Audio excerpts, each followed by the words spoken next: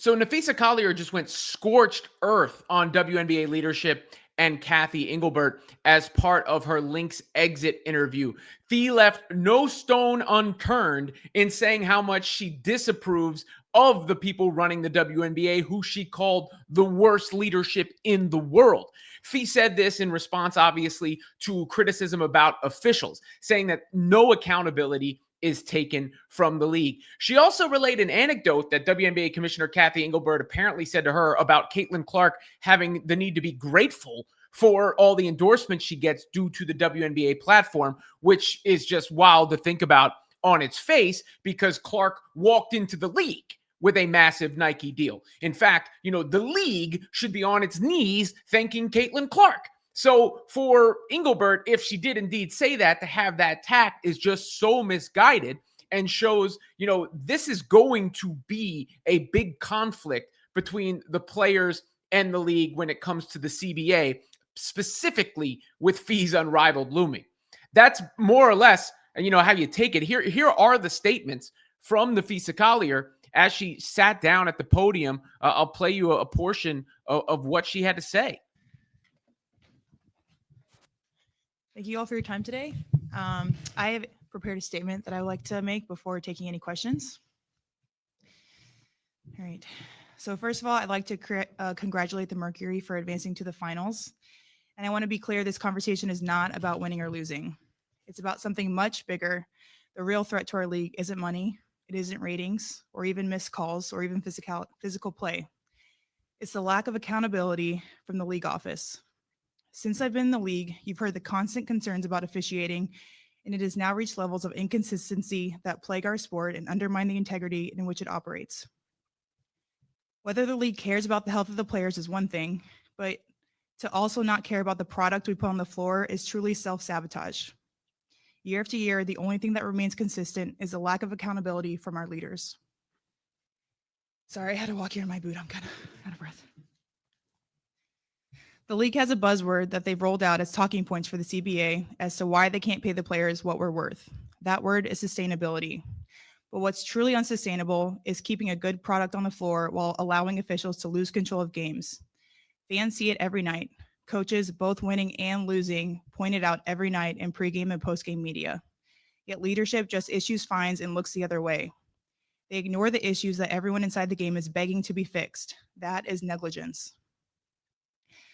At Unrivaled this past February, I sat across from Cathy and asked how she planned to address the officiating issues in our league. Her response was, well, only the losers complain about the refs. I also asked how she planned to fix the fact that players like Caitlin, Angel, and Paige, who are clearly driving massive revenue for the league, are making so little for their first 4 years. Her response was, Caitlin should be grateful she makes $16 million off the court because without the platform that the WNBA gives her, she wouldn't make anything. All right, so these statements are possibly historic from Napheesa Collier, if you really think about it. When you talk about where the league is right now versus where it was and where it could be heading. She goes right for the head of the commissioner right before the CBA.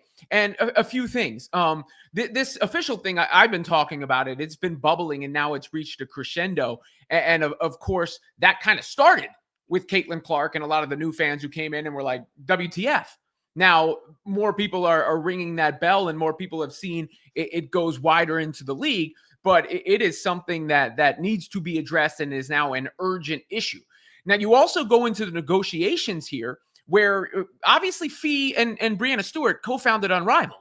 So that is a huge conflict. You could argue conflict of interest, but it's certainly a point of conflict when they're going to be battling with a commissioner in Cathy Engelbert, who it seems like they dislike, right? And Cathy Engelbert, I'm not so sure her job, even with all the growth, her job security doesn't come into the question in the midst of this. As far as the Caitlin Clark statement, if it was made, leaves you incredulous. Leaves you incredulous because I've long thought when Cathy Engelbert makes statements and does not name Caitlin Clark. Last year it was Caitlin Clark and Angel Reese, or Caitlin Clark and the rookie class. That became her last name. But she constantly sort of goes out of her way to not give the credit to Caitlin Clark. And I always thought, because if Caitlin Clark gets all the credit, well, then she and the league don't get the credit. for the growth. So put that, in a pin in that part of the conversation as well. It's also, why Cathy Engelbert had talked about, like, if Caitlin Clark got hurt, what are you going to do? There's where the sustainability aspect comes in.